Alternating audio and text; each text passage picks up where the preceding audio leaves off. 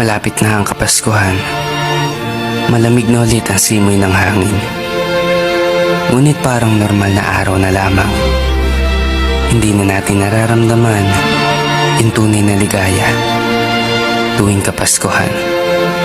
Siguro tumatanda na talaga tayo kasabay ng pagtanda ng panahon.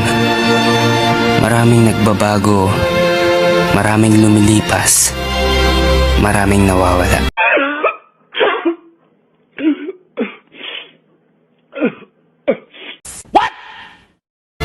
Na nakasanayan natin noon. Sa panahon ngayon, sapat na siguro yung kasama natin ng bawat pamilya. Kailan kaya ulit mararamdaman yung totoong ligaya tuwing Pasko?